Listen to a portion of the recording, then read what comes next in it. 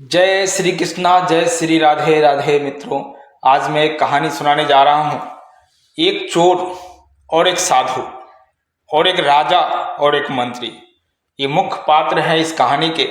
तो आइए किस तरह से एक साधु और एक चोर का सामना होता है, उस कहानी बहुत ही अच्छा प्रसंग है, बहुत ही ज्ञानवर्धक है। साथियों, कहानी सुनाने से पहले अगर आप हमारे चैनल पे नए हैं, प्लीज चैनल को सब्सक्राइब कर लीजिए और बगल में लगे बेल आइकन को प्रेस कर दीजिएगा, ताकि जो भी इस तरह कहानी वीडियो आए सबसे पहले नोटिफिकेशन आपके पास जाए। अगर अच्छा लगे तो एक लाइक कर दीजिएगा और दोस्तों को भी शेयर कर दीजिएगा, क्योंकि आपका एक लाइक से ही हमारा हौसला बढ़ जाता है। तो आइए साथियों, बिना देर के हुए इस कहानी की तरफ बढ़ते हैं। साथियों, एक गांव में एक चोर था और नित्य दिन वो चोरी करने जाया करता था। और एक दिन चोरी करने जब जा रहा था तो उधर से एक साधु बाबा आ रहे थे, और साधु को देखा जैसे ही उस चोर ने तो छुपने का प्रयास कर रहे थे। और ये महात्मा को पता लग गया उस साधु को, तो ये छुप क्यों रहा है, कौन है ये। तब उसने अपने पास बुलाया उसको कि यहाँ आ जाओ, तुम कौन हो, क्या करते हो और इतनी रात को कहाँ जा रहे हो। तब उस चोर ने बताया कि मैं एक चोर हूं और आपको देखकर मैं ये सोच रहा था कि मैं तो एक चोर हूं और ये महात्मा का सामना कैसे कर पाएंगे, इसलिए मैं छुप रहा था। तो बोलते हैं, वो चोरी क्यों करते हो तुम। महात्मा बोलते हैं, हे महात्मा, मैं क्या करूं, मेरा तो यही पेशा है। मेरा बाप दादा भी चोरी किया करते थे और मैं भी चोरी करता हूं, क्योंकि मैं कुछ पढ़ा लिखा नहीं हूं और मैं इसके सिवा कर ही क्या सकता हूं। तो बोलता, मैं जो कहूंगा वो करोगे। बोलता, हाँ करूंगा, तुम ये काम छोड़ दो। बोलता, नहीं, मैं ये काम तो नहीं छोड़ सकता हूं, क्योंकि दूसरा काम मुझे आता नहीं है। बोला, एक काम कर लो, सब ठीक हो जाए। बोला, क्या। तुम झूठ मत बोलो। बोला, हाँ, ये काम हो सकता है कि मैं झूठ नहीं बोलूंगा। बोला, ठीक है। इतना कहकर के महात्मा अपने रास्ते निकल गए। चोर कुछ दूर आगे बढ़ता है, थोड़ा ही दूर पे उस राज्य का राजा अपना भेष बदलकर प्रजा को देखने के लिए गांव गांव में घूम रहे थे। तभी उस चोर का सामना हो गया। तब उसने चोर को बुलाया कि तुम यहाँ कहाँ घूम रहे हो। तो चोर ने पूछा, तुम कौन हो। बोलता, मैं भी ऐसे ही घूम रहा हूं। राजा ने बताया। फिर उस राजा ने जो भेष बदला हुआ था उसने पूछा चोर से कि तुम कौन हो। बोलता है, चोर समझा कि अभी वही तो महात्मा को मैं वचन दे दिया हूं कि मैं झूठ नहीं बोलूंगा। अगर मैं झूठ बोल दिया तो न जाने क्या होगा। वो महात्मा बोला है, तुम झूठ मत बोलो, सब ठीक हो जाएगा। तब उस चोर ने बताया कि मैं एक चोर हूं और मैं चोरी करने के तलाश में बाहर निकला हूं, और वही तलाश में हूं कहाँ चोरी करूं। तब उस राजा ने कहा, तुम यहाँ वहां गांव में कहाँ घूमते हो, तुमको क्या मिलेगा, तुम चला जाओ राजमहल में, तुम वहां चोरी कर लो। तब चोर ने कहा कि तुम मुझे वहां मरवाओगे क्या, राजमहल में कितना पहरा रहता है, वहां कैसे मैं चोरी करूंगा। तब राजा जी जो भेष बदले हुए थे उसने बताया कि मैं पहले वहीं नौकरी करता था, लेकिन किस कारणवश मुझे वहां से निकाल दिया गया। मैं वहां के सारे गुप्त रास्ते मालूम है, तुम चाहो तो मैं तुम्हें बता सकता हूं। तब चोर ने कहा, ठीक है, चलो। फिर गए राजमहल के समीप, और किस तरह से जाना है, कहाँ हीरे जवाहरात सोना चांदी रखा है, सब बता दिए उस चोर को। तब चोर ने वहां तह खाने तक पहुंच गया। तह खाने तक पहुंचा और वहां बहुत सारे बक्से पड़े थे और बड़े बड़े ताले लगे थे। वहां बड़े बड़े तालों में से काफी चाबियां रखी थी। खोलने का प्रयास किया, कोई बक्सा नहीं खुला। उसके बाद एक बक्से के ऊपर चोर का ध्यान गया कि एक छोटा सा बक्सा था। तब छोटा सा बक्सा को चोर ने किसी प्रयास किया तो वो खुल गया, छोटा बक्सा। तब चोर ने देखा कि इसमें 3 हीरे हैं, 3 हीरे पड़े हैं, और बाहर हम लोग 2 आदमी, एक मैं और एक मेरा साथी। अगर ये तीनों हीरो लेके जाऊंगा तो वहां बांटूंगा कैसे। ये सोचकर उसने एक हीरे वहीं छोड़ दिया उस बॉक्स में, और 2 हीरा लेकर के चले गए। जब बाहर गया तो राजा जो भेष बदल करके खड़ा था उनके हाथ में एक हीरा दे दिया और एक हीरा चोर लेके चला गया। तब वो तय खाने का दरवाजा वैसे ही खुला छोड़कर राजा आ गए अपने महल में और सो गए। सुबह हल्ला हुआ कि राजमहल में चोरी हो गया, राजमहल में चोरी हो गया।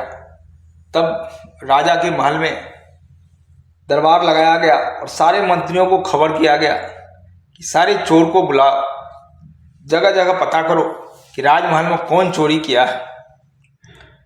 सब अपने चोर को पता करने के लिए बाहर चले गए, निकल गए और मंत्री चले गए तह खाने में देखने के लिए कि क्या क्या चोरी हुआ है। देखा सब बक्सा वैसे ही पड़ा हुआ है, सिर्फ एक बक्स जिसमें हीरे रखे हुए थे उसमें 3 हीरे थे। ये बात मंत्री को पता था और मंत्री ने सोचा कि एक हीरा मैं रख लेता हूँ और बोल दूंगा चोर लेके चला गया है। और मंत्री ने वैसे ही किया, वो एक हीरा रख लिया और आकर के बोला महाराज को, महाराज वहाँ तो सब कुछ तो सही है, सोने चांदी सब ठीक है, सब बक्स वैसे ज्यों का त्यों पड़ा हुआ है, लेकिन जो बॉक्स में हीरे थे वो हीरे सब गायब है। राजा को ये बात मालूम था कि 3 हीरा था वो बॉक्स में और चोर ने तो 2 ही हीरा लाया था, एक हीरा चोर लेके गया और एक हीरा मेरे पास है, वो तीसरा हीरा कहाँ है। इतने में पता लग गया और उस चोर को राज्यसभा में लाया गया और चोर से पूरे मंत्री सिपाही सबने खड़ा किया राज के दरबार में और चोर से पूछा गया कि बताओ उस बॉक्स में 3 हीरे थे, वो तीनों हीरे कहाँ था, कहाँ चला गया। तब चोर तो झूठ नहीं बोलता था, उसने किया महाराज रात में मैं चोरी तो जरूर किया हूँ, लेकिन वो उस बॉक्स से मैंने 2 हीरे लिए थे, एक हीरा मैं वहीं छोड़ दिया और एक हीरा हमने साथी को दे दिया जो हमारे साथ था, और वो भी कहाँ चला गया हमको जानकारी नहीं है, वो रात में ही मिला था, और एक हीरा हमारे पास है, ये हीरा ले लीजिए। इतना कहकर उस चोर ने वो हीरा वहां पे रख दिया। तब मंत्री ने कहा जल्दी से तुम्हारे साथी का पता बताओ और ये बताओ कि हीरा और 2 ही, एक हीरा तुमने रखा और 2 हीरा कहाँ है। लेकिन चोर ने कहा मुझे नहीं मालूम। तब मंत्री ने कहा तुमको मृत्यु दंड होगा। तब राजा हस्तक्षेप करते हुए कहा कि मंत्री जी मैं ये जानता हूँ कि ये चोर सच बोल रहा है और ये पहला हीरा उसके पास है और दूसरा हीरा मेरे पास है, क्योंकि मैंने ही रात को उसको चोरी करने के लिए बताया था, और तीसरा हीरा आपके पास है, आप जल्दी से तीसरा हीरा निकालिए। तब जाकर के दबाव में मंत्री ने तीसरा हीरा निकाल करके वहां पे रखा और राजा ने कहा कि तुमको सजा सुनाती है, और मंत्री को सजा के रूप में कारागार में डाल दिया गया। तब राजा ने कहा तुम चोरी करते हो, इससे अच्छा है तुम्हारे राज्य दरबार में काम करो और मैं तुम्हें मंत्री का बनाता हूँ, नया मंत्री बना देता हूँ और तुम मंत्री का काम किया करना।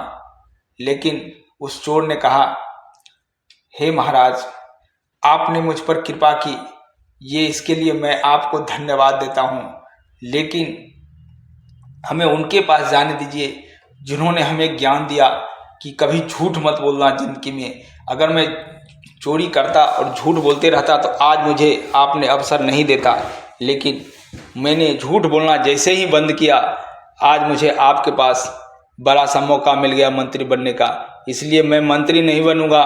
महाराज मुझे माफ़ कीजिए और मुझे उन्हीं के पास जाने दीजिए, उस महात्मा के पास मैं उन्हीं का सेवा करूंगा, उसी से मेरा जीवन धन्य हो जाएगा, मेरा मन यही कहता है। इतने कहने सुनने के बाद राजा ने कहा चोर को ठीक है तुमको जहाँ अच्छा लगता है वहाँ जाओ, और उसको स्वतंत्र कर दिया जाने के लिए।